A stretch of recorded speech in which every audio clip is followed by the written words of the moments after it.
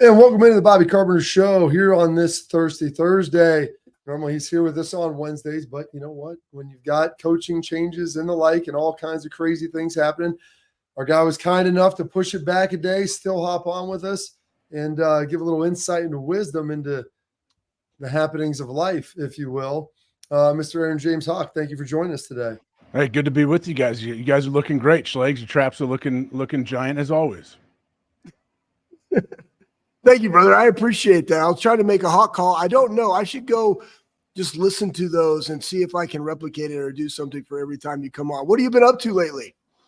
You wearing the same clothes? You got the cargo pants from Walmart on right now, or what? I don't not have those on right now, but I will be wearing them shortly. Yeah, I got 3 different colors of those cargos from Walmart. I will be going back there to get some more clothes. They figured it out, man. I'm just doing the normal thing. I do have my black shirt on again. I'm pretty consistent, I guess, when it comes to things like that. So I can be pretty boring and consistent on those things. But I'll tell you what, man, Bob, I know you're going to the game, I believe, this weekend, Oregon. How pumped are you guys? Well, I was supposed to head out there. Things changed given the hurricanes and the guy we're going to travel with. I guess he has some stuff down in the Carolinas and Florida, so he had to pull out. So I'm going to be watching it at home, which I'm kind of excited about. I wanted to go to the game. It was going to be a great environment. It's a trek out there going to Eugene. If not, you have to fly into Portland. It's an hour-and-a-half drive. There's not a whole lot of hotels out there. And then on top of that, there's Red River at 3:30. There's USC and Penn State earlier that day. There's going to be a number of other good games. So I want to make sure, AJ, I get a chance to kind of watch everything. Is there a way that you're going to be consuming this game? You watch it with the family? You got a watch party? What's the process here? Yeah, I'm going to be watching with the family. The kids are very excited for this one. I don't know if anyone's going to stop over and watch it with us. We will see. But I tell you what, these nice, awesome fall football days, there's been some awesome Saturdays. We got my daughter usually has basketball games. We'll go out play in those and then come and whenever we get home, we get to watch everything. It's a great time of year right now. I love the month of October, man. What's the best part? Since you mentioned those basketball games, what's the best part of the basketball games? The little AAU travel circuit. You get some nice parents in there. I'm sure in gyms, a little hot. Everybody gets juiced up. Some bad calls. I mean, I heard it gets a little spicy. It can get some of those bigger tournaments. We've been to I had a big tournament last year, and there was cops called, all kinds of situations. Multiple people hauled away. My parents actually came to that game. I was watching a whole interaction kind of. Did you get arrested? No, my mom did not get arrested this time. I don't think she ever has been. I don't know, at least on the record. Who knows? But yeah, I was watching this all kind of play out right in front of me, this argument. I watched it escalate, and I slowly started grabbing my daughter and the rest of the team. Like, hey, let's just come over. Yeah, let's go stand over here on the other side of the gym. And then, boom, people are jumping on each other's backs. There was a ref involved. It was fun to watch. I don't think anyone got seriously hurt, but all of a sudden you go outside and there's 15 cop cars. Were you coaching this squad? No, this was a travel AAU. I was not coaching this squad. I didn't have really anything like that. I coached my daughter in 5th and 6th grade basketball. I didn't have any huge interactions or issues like that. It's just situational awareness. I mean, you're over there just scoping all this out. I want to get your perspective on this because I think sometimes parents haven't played at a high level. We have the all-time leading tackler for the Green Bay Packers. You're at an AAU tournament. You're just watching this go down. What are you thinking about right now? What I want to know what's besides the fact that you had enough awareness to see the situation and hey, girls, let's just mosey on over here before it escalates. But what are you thinking about when parents just start talking, whether it's about the ref, whether it's about coaching? What is running through AJ Hawk's mind right then? A lot. I usually try to not say anything. But it's people are nuts, man. People are crazy at times. And sometimes I'm amazed that they're not sometimes that people aren't embarrassed for the crazy loud things that they'll say at times, whether it be, I've been your wife included in that? No, she tends to stay somewhat quiet in there. She's not going to sit there and yell and freak out in the refs, at a 5- and 6-year-old basketball game, which I have seen happen a little bit where when my little guys were playing a church basketball league, basically, and my wife was coaching and people are getting upset at these refs. We have 12-year-old kids reffing the game and they don't call anything. The majority of it, the kids are picking the ball up and running a football down the sideline and people are yelling at them to call travel and all this stuff. I'm like, are you guys not what? First off, we're in a church gym right now, A. and these kids are like 6 years old. They're not calling traveling, bud. Like, let's just get over it. We can move past it. It's pretty amazing, man. It's fun to watch, though. Listen, Church League basketball, Great Western Forum, Lakers, Celtics, Game 6. I mean, it's all the same age. You got to bring the intensity, bring the juice. I know that's how you were raised, win at all costs, like, the Hawks and Mighty Ducks, dude. I mean, you were all about it. Schlegs, win if you can, cheat if you must, always win. It's not worth winning if you can't win big. I mean, you were talking about getting that tattooed on your arm there for a little bit to kind of show the kids what you were all about. Well, Schlegs, I would love to watch Schlegs maybe at a baseball game or something. I'm sure Schlegs can kind of stay out of it a little bit, but I'm sure Schlegs would jump in there at times, wouldn't you? I don't. You know what? I do not. Actually, I would just say you took that dude down on the field. Come on. It doesn't matter. That was not – first off, no. Is that kid paralyzed? Is that kid okay, Schlegs? Are you sure? No, he's completely fine. He's an engineer in Chicago somewhere doing great things. Doing great things. I would say this, like, I help with – junior high football, and the things that I hear from the stands of like they're totally out of our control. Guys, hey, it's more like this. Parents, are you taking your kid to practice every single time? Because now all of a sudden, like, why isn't my kid playing? Kid doesn't show up to practice. Oh, why isn't he getting better? Kid hasn't been to practice. Like, what do you expect? They just expect people just to be developed. I can't stand I can't stand it. What do? I don't say anything, or I'm not there. I just tell Steph, like, move away, because she ain't saying nothing.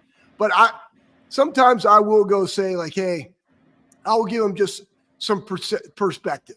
Like, hey, listen, the parents, this is not. Yeah, I might, if somebody starts throwing some real nuggets out there, I'm like, hey man, let me just give you some perspective. And they don't know me down in Florida. They don't know any of the things that I've done, but I don't mind dropping it. But I do it with respect. I believe it. Well, you've got the double tribal, Schlegs, so they're respecting that. And we both know, all three of us, that you're coaching there with the tank top on, which is obviously going to be the best part. So there's a level of intimidation. You may or may not have a pit bull like chained up to your truck outside, ready to go at all times. Gas station ready. But those are the big games. And we got a big game out here in Oregon. It's just like, look at your perspective. Big games, routine. I know that you were an intense guy before games. You play with a lot of passion. I mean, you got to try to knock dudes' helmets off. You flipped your coach off once during a game in the NFL. Like, leading into a big game, what was this thought process like for you? Man, I bet the guys are pumped. I would be juiced. I know the whole traveling with different time zones, all that, going to the West Coast. I think it's a great opportunity. Like, we know, hey, if they want to win it all, you want to go through this playoffs and you want to win it all, like, you got to be battle tested. This is awesome. Like, what an awesome opportunity. We know the atmosphere is going to be crazy out there. And I think when you can go, you guys know, like, when you go into somebody's house and it's all this hype leading up to it, all this and all the hoopla, and you can go get a win, like, that does so much for your team. I feel like how awesome that feeling is when the clock's ticking down, you have the game in hand, going around hugging each other, hugging coaches on the road. The crowd is stunned. They're quiet. They're filing out. Like, that's what builds a team, I think. I hope that's what happens this Saturday. Yeah, when you're going to a game like this, let's talk about your preparation, because 2 versus 3, it's what we hope for, right? It took some time for Oregon to get back because they weren't really showing everything that they're capable of. They started to play significantly better. Talk about your preparation going into a big game like this. Are you doing some things more? Is it just you're relying upon the practices and what the coaches are giving you?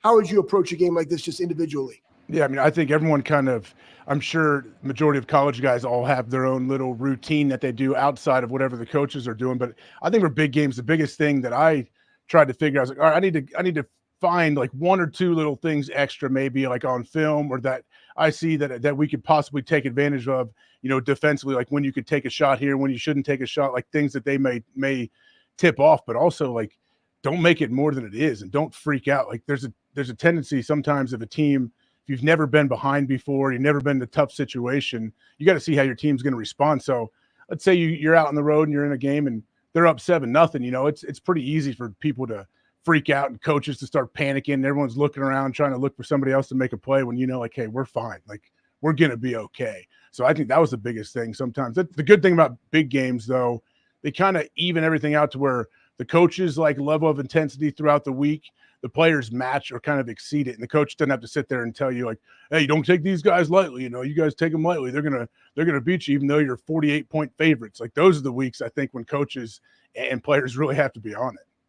Yeah, it's interesting. Like, is there, when you're playing in one of these games, like you said, the emotion is so like intense at the beginning. Is there a point age where like it starts to mellow out for you? Like, is it a couple plays in? Is it a series in? Like, when do you kind of start to settle in for these big games? I think after hopefully the first series, that by like if I had my choice, it would be like, okay, let's find a way to either get a 3-and-out or get them off the field, make them punt on this first drive, have a fast start. And everyone knows, like, you need a little bit of contact, I think, to settle into the game. Yeah. So the first play, you can maybe take on a center or a guard. Yeah. Head and hands on somebody and get in on a tackle early. That always helps. And like just running off the sideline. Usually, like after that first series on defense, hopefully it's a 3-and-out. You make them punt, whatever, or turnover is awesome. Going on the sidelines, and then you're like, okay, you can kind of sit down with each other and talk with the D coordinator. Okay, hey, we got it. Like they're not superhuman. They're humans just like us. Let's stick to our plan. We'll be fine. How many sets of manual buys and tries are you hitting before this game? Man, it's a long flight, so you gotta work that lactic acid out on the flight. I'm doing a lot of manual neck as well in honor of Schlegs. I love doing manual neck. Keep that thing limber. Try to build. I always want a bigger neck. We all do since I was like 8 years old or 5 years old. Probably been trying that. What's that? Thick cylinder. Yeah, it's what we need. We're protecting our brain by doing that. But yeah, you got to hit, like, hopefully you got some good bands in the locker room, Bob, where, hey, you're going to go ahead and stretch. No, absolutely not. I'm doing buys and tries before we go out. I got to feel good. How, have you, with that, you get the buys, you get the tries, you get juiced up a little bit, you start feeling good, you get that lather, get that sweat going, Age. Like, that's a pretty nice feeling. Have you ever asked Pat how he's able to hop up on that stool pregame and stand on that thing as it's a swivel stool, and somehow he hasn't managed to fall down and hurt himself yet? Yeah, he does it a lot. Like, he has a very similar chair that he does it from his studio in Indianapolis, and it's one of those tall chairs as well. I don't know, because if you fall, there's no easy fall. You're going down hard. He does it on game day. You see, they try to Saban will reach over, try to support the back of his chair a little bit, maybe, but he's got some great balance. Obviously, he's a great athlete, but man, I know I don't like heights. That might even be too high for me if I tried to stand up there. Now, Pat's got some great proprioception. It's probably something that he's working on all the time. In a game like this, Age, defensively, what are you looking for as far as what the Buckeyes have to do, what you thought your defense had to do going into a big game like this?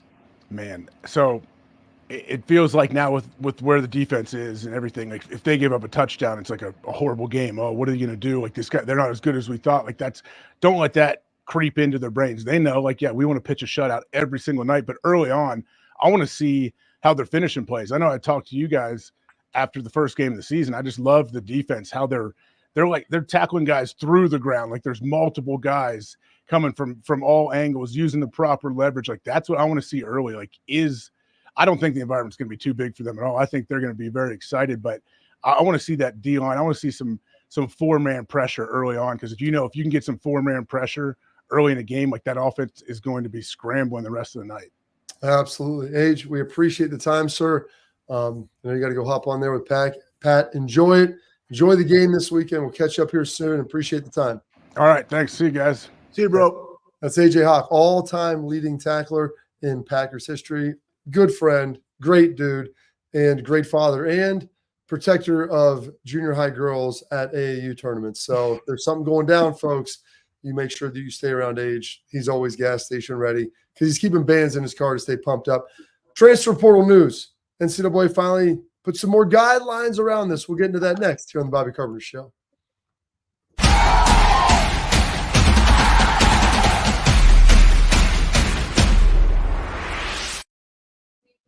We were called soft last year. You don't want to be soft, especially when you come to the playoffs. So that's going to be a process throughout this season of establishing us as a harder team here in the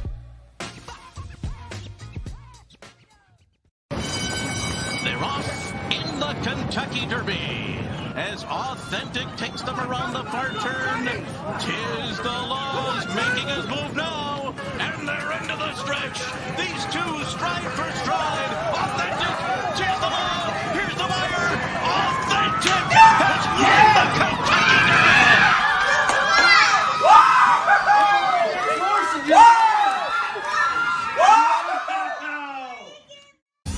I don't buy into this nonsense, this conspiracy nonsense that he's got his money and he's dogging it. That's ridiculous.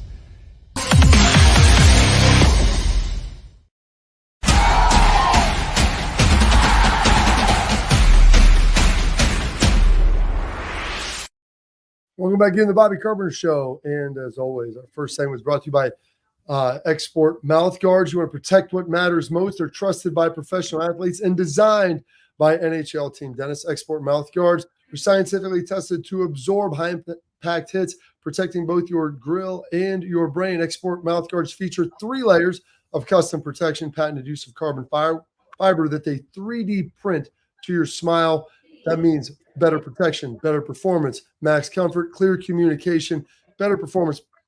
So you focus on your game, not on your gear. Don't take chances with your safety. Go to exportguards.com/Bobby to save 15%. Protect what matters most with Export. All right. So the transfer portal has been wild lately. Wild. A lot of things going on. Dudes in and out, bouncing around. They finally got some stuff, some guidelines fit in here. And I think it's good. And everybody wanted to see that. We're going to throw this up, Pat. Adam Freeman tweeted out from Rivals. The transfer portal window changes, and the national letter of intent changes are officially official, if you didn't need to be redundant to make sure that we knew. Winter transfer window is going to be December 9th to December 28th. Tightened that up a little bit. Spring transfer window, which used to be like 30 days or 20 days, they've tightened that up as well. That is from April 16th to the 25th. And now also the national letter of intent is greater than the financial aid agreements. We'll break into that last part. When you see these window Schlegs tightened up a little bit, kind of what hits your mind about that? What hits my mind about it is depth going into the playoff for those 12 teams, 1. 2, coaches having to, while they're trying to prepare staff, while they're trying to prepare for a potential run or a bowl game or whatever, has to be spending time somewhat re-recruiting their own recruits during that time frame. I'm interested to see how that plays out in a program. Who's going to be doing that? Man, that's just a difficult window. I liked it to where it was kind of after the season, but then after the season, now it's so long that you're already after whose season? There are teams that are done, Schlegs. I mean, a third of the teams. But here's the thing: the teams that are still playing.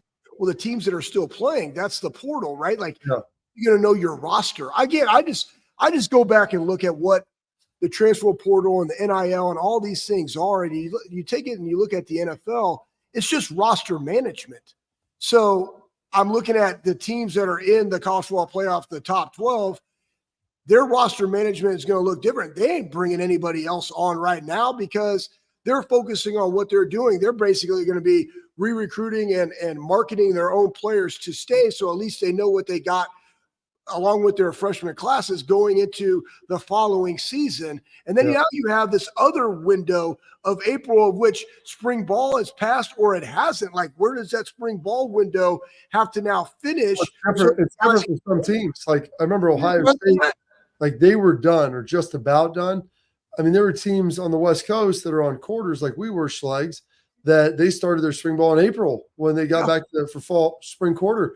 And it was like right in the middle. Like you had a bad week of practice, like deuces, I'm in the portal, I'm out. So a much different paradigm for different teams. And so the season's one thing because everybody starts on Labor Day and they kind of go the same, and how far you go is up to you and how good you are.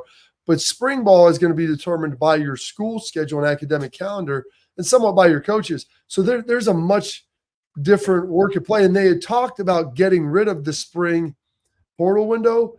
I would have been for that. Unfortunately, they didn't. And so this is still the mess that you have. Well, and I think, and here's what's different about it too, Bob, is I don't recall when Seth or Caleb or Will came to Ohio State, but I do know that they were there It was in January. Exactly. But it was in January. So, again, we got those guys post their season playing in college football playoff CFP games. Then they came in this winter transfer portal. Those guys are not going to be eligible based on this until April 16th to the 25th.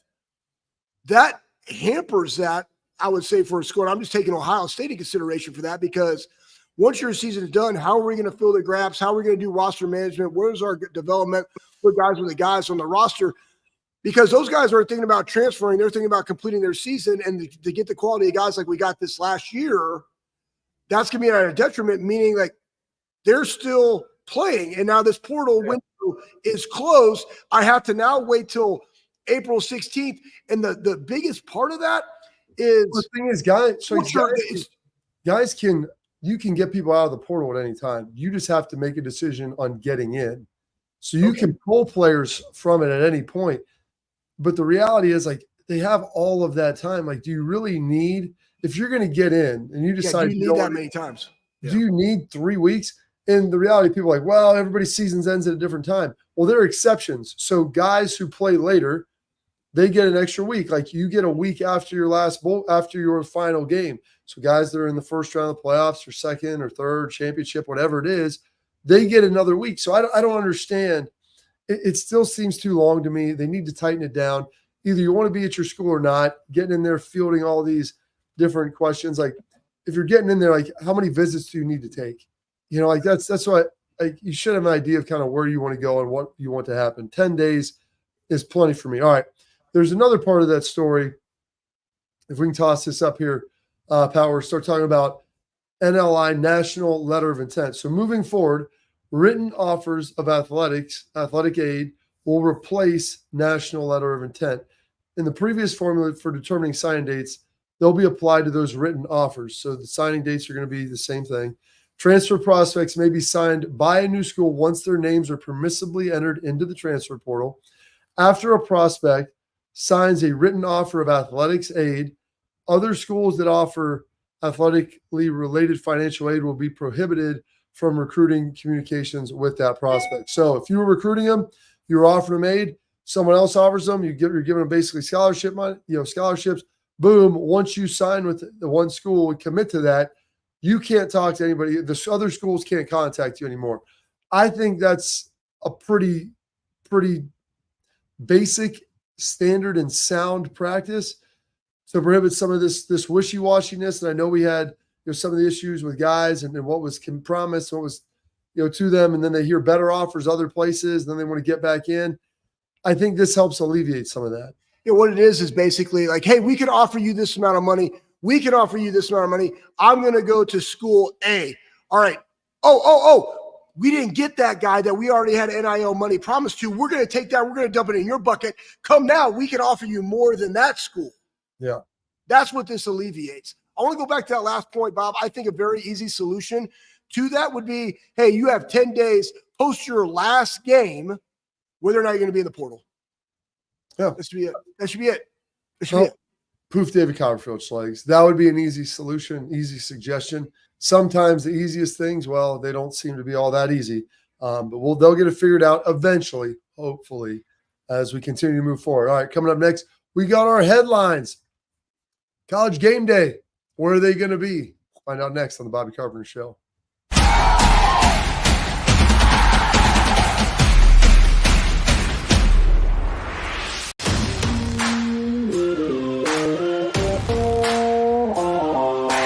Hey, what's up, everybody? This is Bobby Carpenter. I want to give a huge thank you and a shout out to Affinity Whole Health, the leaders in the testosterone replacement industry. I've been on a testosterone replacement program for a few years right now, and I've got to tell you, it's been an absolute game changer. Affinity Whole Health has allowed me to be the best version of myself, both mentally and physically. I loved how easy it was to get started. I booked my free consultation, met with my prescriber, checked my numbers, and Affinity Whole Health designed a program that was customized to fit my needs. So I'm telling you guys, if you have low energy, you want to get rid of that spare tire around the waist or take it to the next level in the bedroom, Affinity Whole Health is the place to get started. So don't wait any longer. 5 minutes of your time, book your free consultation You're going to love the way you feel.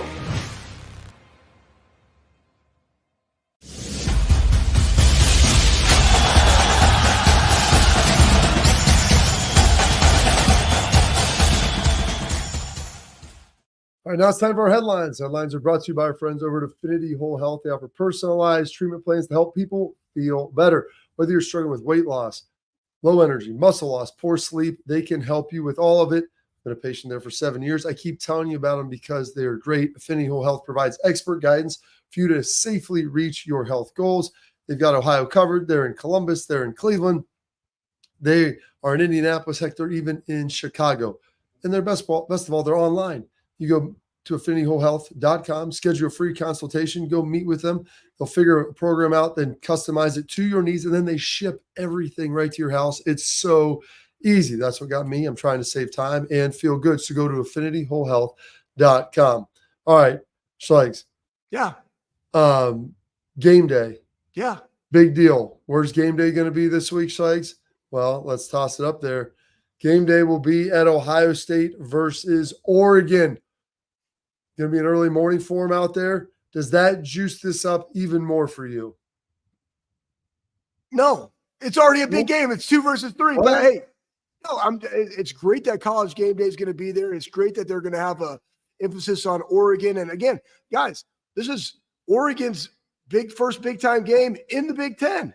Like, it's great. Like, it's a big deal because of the new conference. And then you also couple that with, you have the number 2 team in the country and the Ohio State Buckeyes coming to Eugene. We talked to Jeff Schwartz the other day. They got like 60,000 fans there. We got 110, but guess what? I know for a fact it's going to be crazy.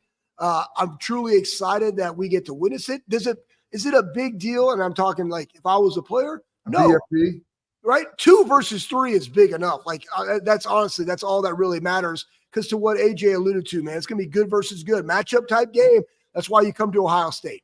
Yeah, you feel pretty darn good about that. This matchup game, it gets the pomp and circumstance it deserves. The West Coast game days are crazy because it's super late or super early out there, so it's dark, maybe late night, students just chilling, going out, Schlegs rolling right into the game day set, and hopefully they go home and take a nap before the night festivities begin. But they're going to be there. They're going to be rocking and ready to go. All right. Our quarterback at Ohio State, Will Howard, comes in, and a lot of people, they take online classes, or they really enrolled in school to the extent that they need to be, or they just here really to play football. We'll toss this up. Will Howard actually going to class. Here's how you know going to class. Great quote out of him. I actually this semester have class at night. Don't tell my professors, but sometimes I may watch a little film in class. And that is the beauty of the machine, Schlegs.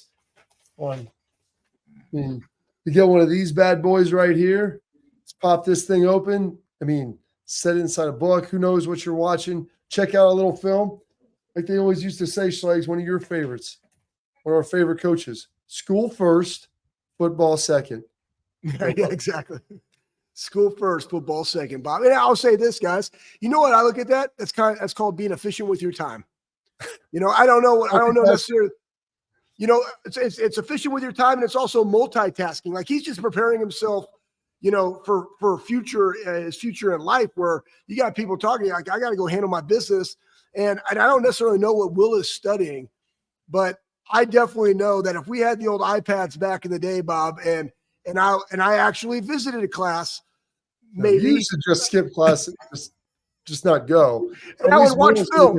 Yeah, good for him, Will. Hey, Will, way to be a student athlete, because I would just go play 18 holes at what the hell was that place called, man? I used to go out there, Bob, all the time. I forget, man. Or I went hunting, or I don't even know. St. Albans.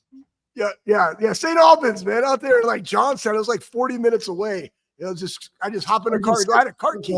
Golf on Thursday mornings. Really get his mind right, be feeling good.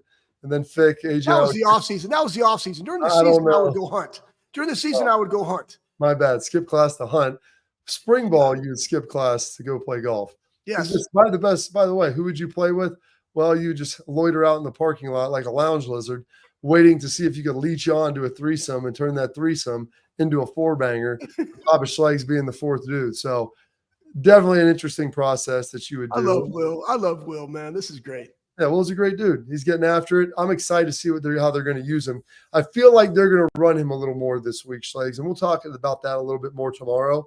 But I feel like they're going to lean into his legs in the running game to be able to give him that added element, that added depth of offense. Yeah. Whether it's in the red zone or maybe in some third and medium, third and short. They put some of it on film last week. They did that ultimately for a reason. And I think the other thing about Will, Bob, is the fact that he's done a great job of, one, not getting sacked. That's the offensive line, but he moves around the pocket really well. And he also knows, hey, I just got to go move the chains. I'll just take it and run. That's going to be hard for Oregon to deal with. Yeah, come on, take the money and run, Schlegs. You always said that's your favorite part. All right. We're going to take a quick little break here. Coming up next, we've got our tailgate talk brought to you by Real Truck. It's one of our favorite segments every week. This week, we're going to have some questions fired at us by Pat. Figure out what the answers are before we have Ben Stevens coming up at about 105, 106. It's will blow Schlegs' mind again. All right, there you go. Tailgate talk coming up next on the Bobby Carpenter Show.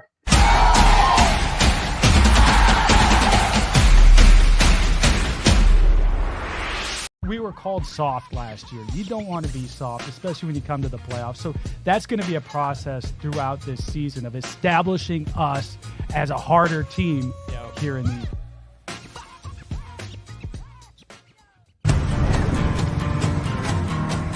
Building a home for the people who are worth it. Stepping out, throwing in a line, and dropping the tailgate for a picnic.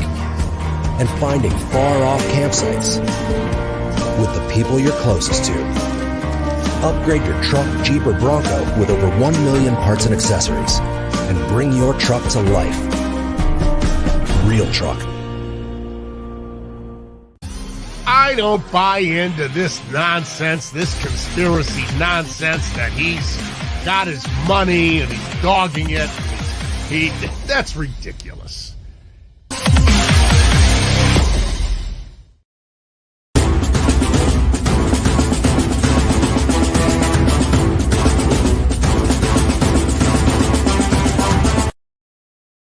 All right, now we're into our favorite segment, Tailgate Talk, brought to you by Real Truck, the #1 truck accessory brand in the United States with top-selling upgrades for the ultimate tailgate party in the midst of tailgate season. By the way, it's hunting season too, Schlegs. They can deck your truck out and make it hunting ready, vacation ready, do whatever you need, camping ready. Gear up for this season. Bring your truck to life like Frankenstein on Halloween at realtruck.com.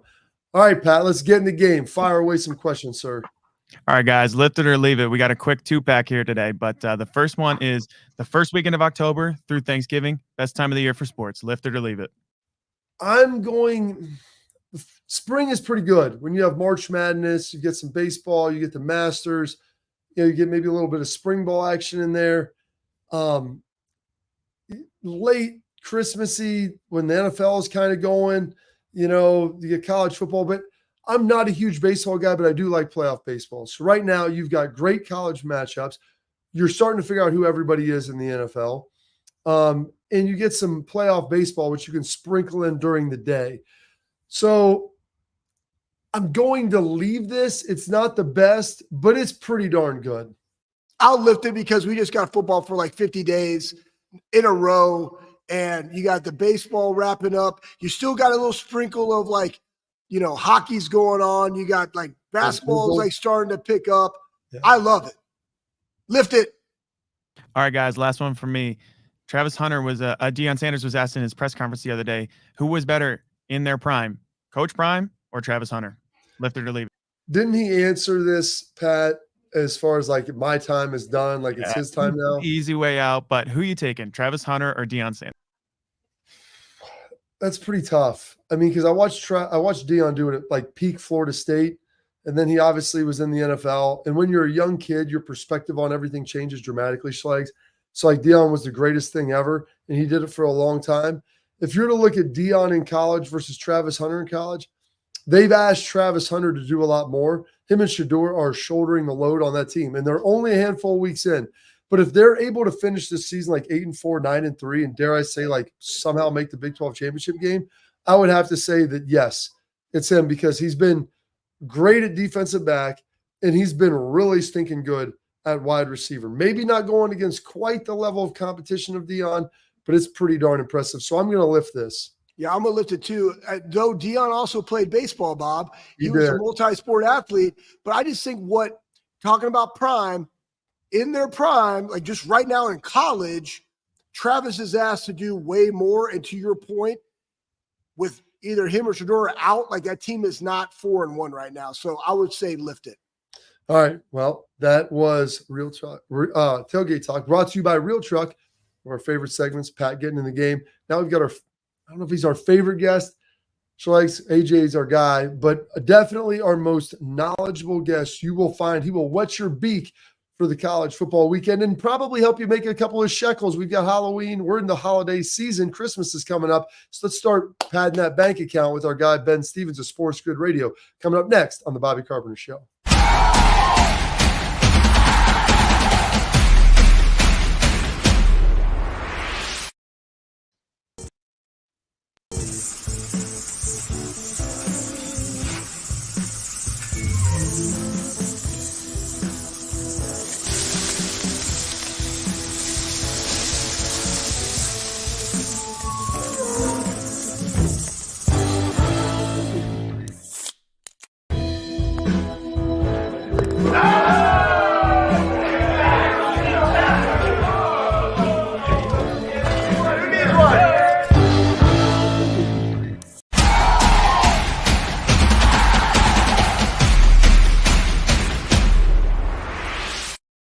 All right, back in here to the Bobby Carpenter Show. Now pleased to welcome in our guy, Ben Stevens from Sports Grid Radio, kind enough to join us each and every Thursday to bestow some knowledge.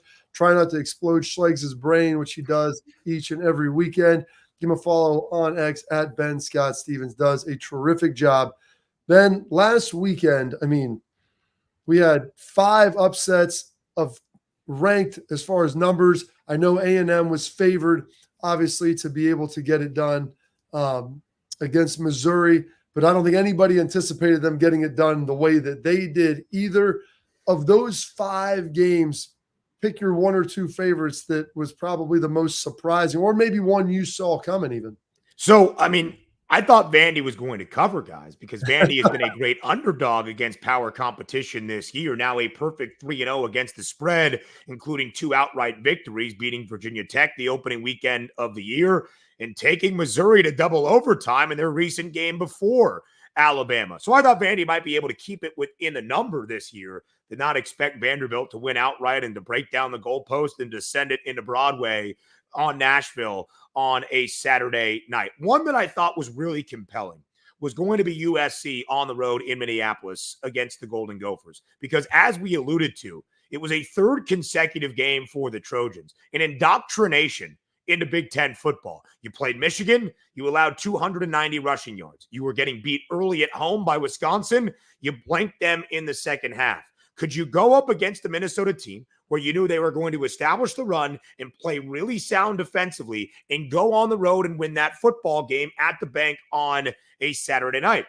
As we learned, not the case. Southern Cal now 1-2 straight up in its start of Big Ten play, and they have had the football forced down their throats in a way on the ground, which is huge this week, of course, as the Trojans welcome Penn State, the 4th-ranked team in the country, to the Coliseum. It's one of the few games, guys, that kind of lessens a little bit of what we all thought and had circled Saturday, October 12th as the greatest day of the entirety of the 2024 calendar. And it still is significant and fantastic. But we thought USC Penn State was probably going to be a top 10 tilt at this point a week ago. It speaks to the chaos of college football. Well, I said this, we thought 2 weeks ago was supposed to be tremendous. This week was supposed to be phenomenal. Last week was basically the sorbet palate cleanser in that 5 or 6 course meal. And that turned out to be the best course of the entire dinner. We'll see how this week ultimately turns out. Before we you mentioned Penn State going to USC. We've got Ohio State traveling out to Eugene to take on Oregon. As we look at some of these games, we see this new Big Ten scheduling. And Notre Dame's kind of had to deal with this a little bit already because they've always traveled. But now we're seeing it more across conferences. These multi-time zone travels. In the Big Ten, you're talking 1 and 8. Now, Some of that's probably talent. In your mind, how is that impacting the handicapping of some of these games? And is that something to continue to watch for, or was that simply a talent windfall on one side or the other? Yeah, I do think to a certain extent it's kind of just teams. Like, for instance, people brought up the one that was Indiana going to UCLA and winning and covering a number. Michigan last week in Seattle, they were the underdog. They don't have a pass game. It's not overly surprising against a sound Washington defense. They lost that game. I haven't been stunned by any of the results. And I told you, I thought USC was a little bit susceptible. That wasn't because they traveled from the Pacific time zone to the Central time zone while they lost to the Gophers. And it was a night game. James Franklin can complain that the runway in State College isn't built up enough, so they have to take luxury buses to Harrisburg. Brother, you're making $75 million a year because of the TV revenue that has expanded into this new time zone out in the Pacific Coast. So I don't really buy into it, Bobby. I think it will be a big factor for basketball, men's and women's. I think for our non-revenue and Olympic sports, it's something that is hugely impactful. For football, we're traveling out, as they do in the NFL, where time zone and travel is adjusted into these spreads on a week-to-week basis. It will be something to get used to. I don't think it swings a game by a touchdown or even more than maybe a point, and I don't think we have seen a game come down to a single point where it's really been in the balance. So I don't really take into the idea that Penn State having to travel to Los Angeles or the Buckeyes having to go to Eugene is overly difficult because of the travel schedule in the Big Ten. It's just difficult because they have to go play in vaunted coliseums of college football, and the atmosphere in Austin, as we know, is as good as you will find around the country. Hey, we got some big games in the Big 12 as they ramp up. Teams getting beat. You got Utah, Arizona State. You got Colorado and Kansas State. You got Iowa State at West Virginia. Of those three, which has the biggest impact in the Big 12, and who you got? Yeah, Schlegs, I think it's pretty simple. I think it's K-State, and I think it's Colorado on Saturday in Boulder. Colorado has been a public bettor's dream. You just hammer Colorado. Colorado was one of the most bet teams to win a conference championship, not just in the Big 12, but around the country this year. Some of the most exposed liability for the sports books in terms of a Big 12 championship price on the Buffs, who entered the year with a win total of 5.5, where I have spoken about this time and again. I think I've shared it with you guys. I've shared it all around the place, that if you actually remain realistic about Colorado, this program getting to a bowl game, year-over-year improvement in the 2 seasons with Deion Sanders, and 5 more wins than the year before Deion under Carl Durrell, where they won a single game and were the worst power conference team in the country, that would be revolutionary. Now the idea that they actually could contend for a Big 12 title is realistic.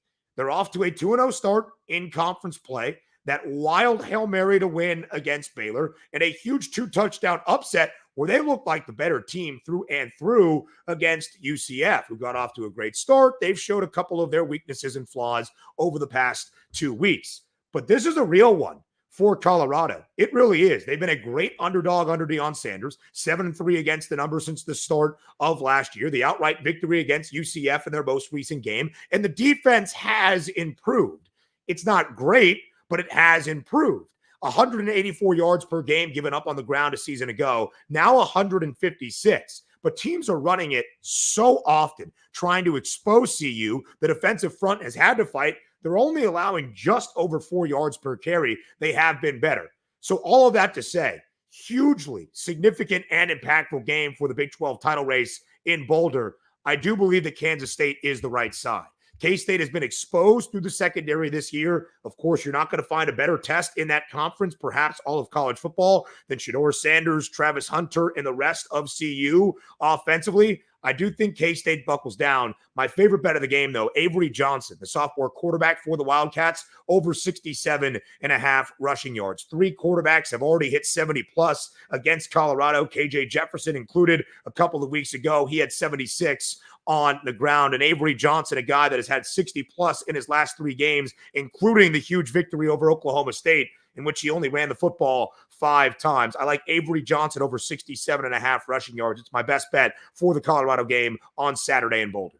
All right, before we get to a couple of the Big Ten games here, Red River, maybe a little luster loss with Oklahoma losing. They're about 2 touchdown dogs. We don't know about Quinn Ewers. I'm sure that's all factored into the number right now. Yeah. And it's Arch Manning really isn't a downgrade. significantly, if at all. What are your kind of thoughts on this one? You know, it's really interesting, Bobby, because I would agree with you. I think it is factored into the number. I have maintained, and I still do, even after a great start for Arch a couple of weekends ago against Mississippi State, throwing for more than 320, 2 touchdowns, not a turnover, also rushing in a score. He's got 3 rushing touchdowns in the 5 games he has played in this year. Not exactly like Eli and Peyton, but Quinn Ewers is the guy. And Quinn Ewers has deserved the right to be the guy for Texas if he is healthy. If he is able to play, he will start against Oklahoma. 14.5, a very large number for the Red River rivalry. 9 of the last 10 matchups have been decided by a single score. The only one not, 49-zip, Texas laying it on OU in Brent Venables' first Red River game as the head man in Norman. But in terms of how competitive this series has been, 5 times in the last 12 matchups, we have seen a team be a double-digit favorite. Now, this is more than 2 touchdowns, but at least double digits. 0-5 against the spread. Really? All of those double-digit favorites because of how competitive this series is. So I don't know if I'm going to lay it with Texas, but I really worry about OU, the worst offense in the SEC. I lean under here of 50.5, or if you want to be more specific, when it becomes available, Sooners team total under. Texas is a great defense. I just don't really know what Oklahoma can do with Michael Hawkins Jr., who has been the leading rusher in both of the games he has played for Oklahoma. They have no ground game outside of the quarterbacks, whether it was Jackson Arnold or Michael Hawkins Jr. This is all things that Texas knows off a bye. So is OU. I lean under, with Oklahoma not really being able to generate a ton of offense on Saturday under the watchful eye of Big Tex. You've already talked about USC and what they got to do. Is this the weekend they buckle up, Buttercup, welcome to the Big Ten, and take down Penn State favored by 4? Yeah, so that's the issue, right? If you look at this game, Schlegs, this should be a spot where USC should be so pissed off by what has happened their first 3 weeks in the Big Ten. And more than anything, last week losing as an 8.5-point favorite in Minnesota against the Golden Gophers. And it should be kind of that trap spot for a Penn State team that has not covered in either of its 2 Big Ten victories, despite beating Illinois by 14 in a game they were favored by 3 scores in a top 25 tilt. So this should be that sleepy spot for Penn State. USC not ranked, but we know, of course, James Franklin's record against ranked foes. USC receiving votes, they would be 26th in the country. All of that to say, I don't buy it. Listen, I've been skeptical of Lincoln Riley after all of this for Southern Cal in the Big Ten. I've been told his offense was going to revolutionize things. All right, Miller Moss had 200 yards and 2 interceptions against a Minnesota defense. Who was the best passing defense in the country? Who's the 4th best passing defense? Penn State. They're still top 10 in scoring and total defense. Tom Allen has done a sensational job with this Nittany Lions defensive crew. And for me, we didn't see Nick Singleton last week against UCLA. I think because he will be back for this matchup against USC. No props listed just yet, so we'll see his status as the week progresses. But Katron Allen has been great, and one of the big keys, guys, is Drew Allen. The numbers haven't been outlandish by any means to start Big Ten play, less than 230 in both of those games, but he's been completing the football at a 71% clip this year.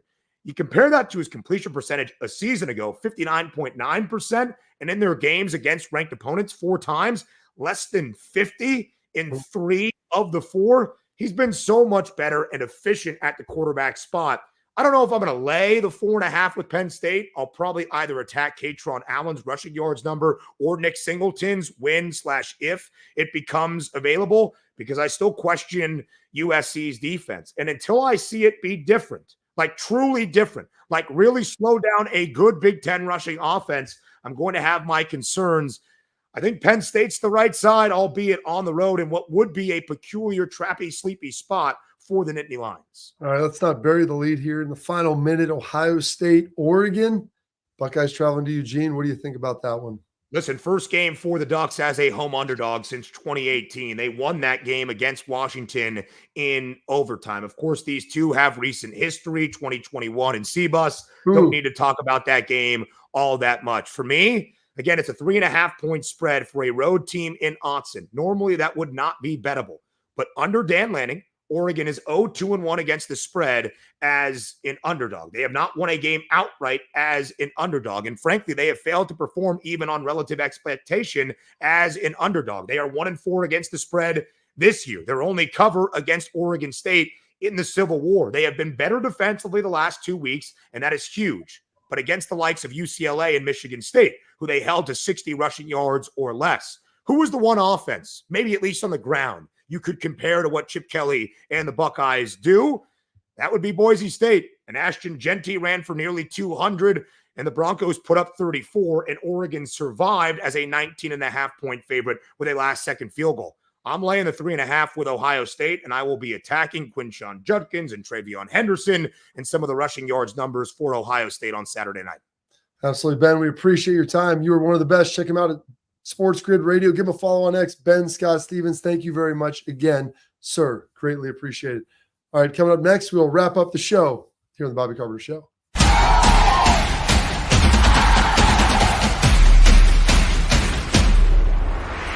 We were called soft last year. You don't want to be soft, especially when you come to the playoffs. So that's going to be a process throughout this season of establishing us as a harder team here in the.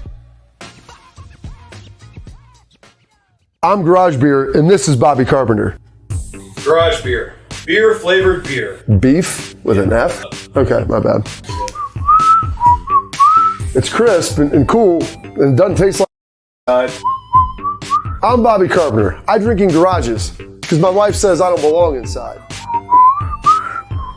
If you like a cold breeze on your bag, drink Garage Beer. It's American, and so can you. Garage Beer. Beer flavored beer. I don't buy into this nonsense, this conspiracy nonsense that he's got his money and he's dogging it. That's ridiculous.